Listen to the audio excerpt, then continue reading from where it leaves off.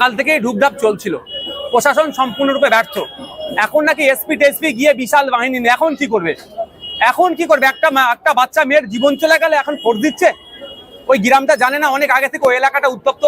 এর আগে ওখানকার লোকাল আইসি ওসির আক্রান্ত হয়েছিল বিভিন্ন রাজনৈতিক দ্বন্দ্ব নিয়ে। এত সাহস কোথা পাচ্ছে? এই বোমা গুলি পিস্তল কোথা থেকে আসছে? প্রশাসন কি করছে? আমি এই পিরিয়ডে না, আমি মুর্শিদাবাদ গিয়েছিলাম। আমি আসার পর আমার গাড়িটা আটকে ছিল। আমি বললাম চেক করুন, তারপর বলুন না চলে যায়। আমি না চেক করুন, আপনার ডিউটি পালন করুন। মানে এমএলএর গাড়িও ছাড়ছেন, এমএলএ গাড়ি তো কিছু যেতে পারে। আমি যখন কনফিডেন্টলি বললাম যে আমারও চেক করুন, কোনো সমস্যা নেই, তখন ছেড়ে দিল।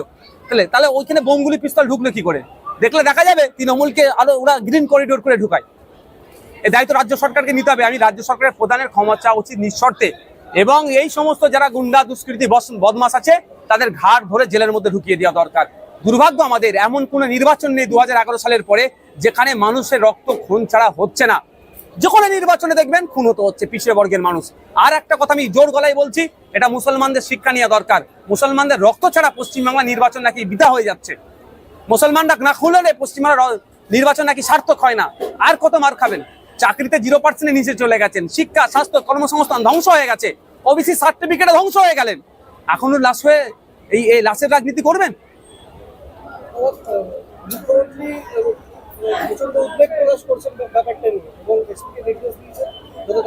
ঘোড়ার ডিম হবে, ওই বলতে হয়, টুইট করতে হয়, না লোক চিচি করবে, এর বাইরে কিছু হবে না। বকটুয়ে কাণ্ডর পরে যখন 11 জন মুসলিম পরিবারের মানুষজনকে শহীদ করেছিল, খুন করেছিল তাদের দলের লোকেরাই, তখন তারপরে কি বলেছিলেন মুখ্যমন্ত্রী মহাশয়? অবৈধ অস্ত্র শস্ত্র বোমগুলি পিস্তল উদ্ধার করতে। যদি উদ্ধারই হয়ে যেত তাহলে এই দিন দেখতে হতো না? আমার ভাঙড়ে আমার 3টে ভাইকে শহীদ করতো না, ভাঙড়ে আরো সাধারণ মানুষকে শহীদ করতো, ওরা খুন করতো। আজকে যে বাই ইলেকশন ছিল, তৃণমূল জয়লাভ করেছে, শুভেন্দু অধিকারী বলছেন যে তার মডেল সফল হয়েছে। দেখুন, নিজের দইকে কেউ কি টক বলবে না। 12,000 ভোট কমেছে, এটা মাথায় রাখা দরকার শুভেন্দু বাবু। হিন্দু ভাই করলে হিন্দু ভাইরা ভোট দেবেন, অত সহজ নয়। হিন্দু মুসলমান নির্বিশেষে প্রস্তুত নিয়েছে 2026-এর, এখন প্রিপারেশন নিয়েছে যে বিজেপি তৃণমূলকে হারাতে হবে।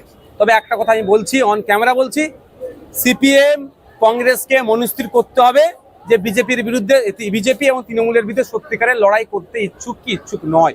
এ কথা আমি আজকে এটুকু বললাম, পরবর্তীতে ডিটেলস আমি বলবো।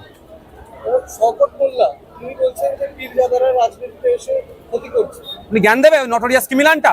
ফুরফুরা শিব পীরজাদার ইতিহাস ওনার জানা আছে? ভারতের স্বাধীনতা সংগ্রামে মুসলমানদের অবদান, বাংলার মুসলমানদের অবদান, বাংলার মুসলমানকে উৎসাহিত করার পিছনে আমার দাদু ছিল, শওকতের দাদু ছিল, নটোরিয়াস ক্রিমিনালের দাদু ছিল না। রাজা পিয়ারি মোহনের ডাকে ব্রিটিশদের বিরুদ্ধে আন্দোলনের সময় আমার দাদু উপস্থিত হয়েছিল। ফুরফুরার পীর আবু বকর সিদ্দিক রহমতুল্লাহ আলাইহি ওই নটোরিয়াস ক্রিমিনালের দাদু যায়নি। সাঁওতাল বিদ্রোহের সময় সাঁওতাল সমাজের মানুষের পাশে আমার দাদু ছিল, ওই নটোরিয়াস ক্রিমিনালের দাদু ছিল না, যায়নি। ওই নটোরিয়াস ক্রিমিনাল আমাদেরকে জ্ঞান দেবে?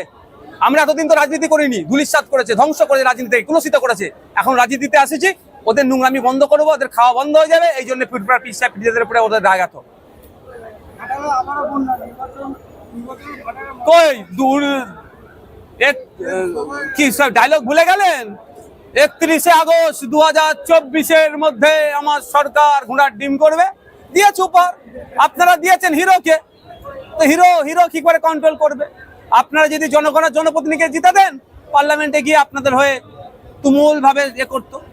সমস্যা হচ্ছে আপনাদের ভুল লোককে নির্বাচন করবেন আর আশা নেবেন। আপনি লাগাচ্ছেন আম গাছ, আর আমরা খাওয়ার শখ গেছে। আমরা খাওয়ার শখ গেলে আমরা গাছই লাগাতে হবে। Thank you.